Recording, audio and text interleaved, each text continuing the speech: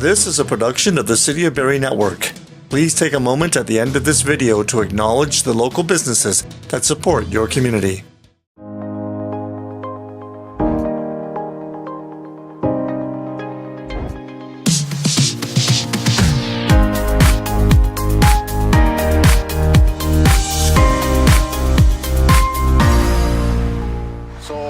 Our boy's in a wheelchair, he's 5, so obviously accessibility is an issue for us.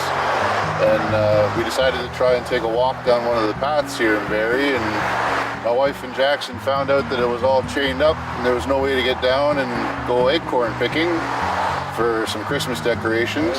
So I thought with the election coming up that we would reach out to the candidates for the ward, and Micheline got a hold of us and said that she would do what she can.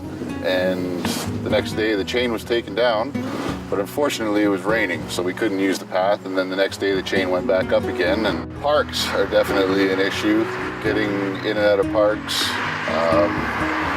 We have the one up the street from us. There's not even a notch in the curb to get up. You have to walk halfway around the block and come down people's lawns to get into the parks. There's nothing really for kids with disabilities in Barrie to do. Everything is just geared towards able-bodied people, and it's kind of frustrating. We never took an acorn hunt since a whole day, and then I just thought of it, but the chain was just hooked up. So the first day with Mommy, we couldn't do it. I felt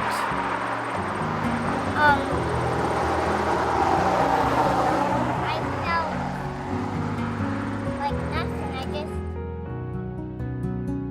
Well, it was actually a Friday at around 6 o'clock, and Keith had sent a message to me. He had sent a message out to many of the people in the city, candidates and sitting councillors, letting me know about how Jaxon enjoys the trails.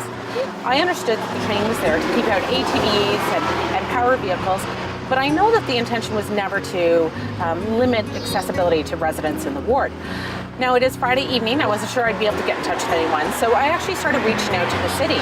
I sent a few messages, sent some texts, and finally got through to somebody at the emergency line at the City of Barrie.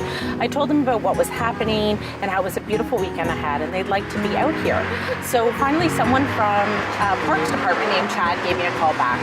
I told him what had happened, and he explained to me that, honestly, he had just never thought of the issue before, but he completely agreed accessibility was very important to the residents of the City of Barrie, and that he hadn't considered how it was impacting people with mobility issues. So they came out the next morning and actually removed the chain. On Monday, I contacted the City of Barrie and spoke with Cheryl Dillon, who is the accessibility director. She was incredibly wonderful, and we had a wonderful conversation about ways that we could improve this for them. So we're currently in talks on ways to open up these trails to all residents in the City of Barrie with mobility issues who may require wheelchairs or other accessible devices.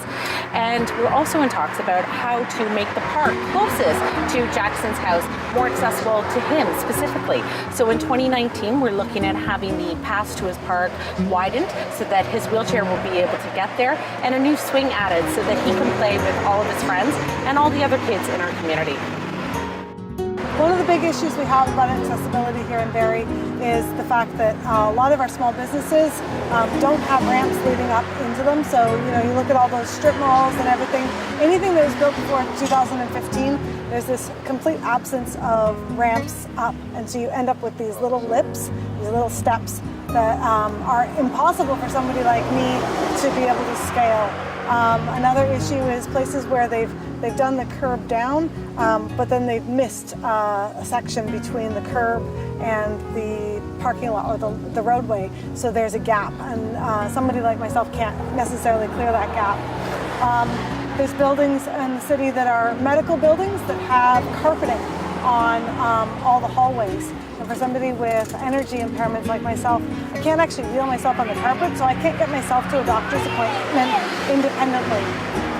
I also will go into a building and maybe the front door will be accessible, but then the bathroom door, which is heavy, won't have a button attached to it. So I can get in and I can visit the building, but if I want to go to the bathroom, I have to find somebody to open the door, which is fine going in, but what if you get stuck in the bathroom and there's nobody to open the door on the other side?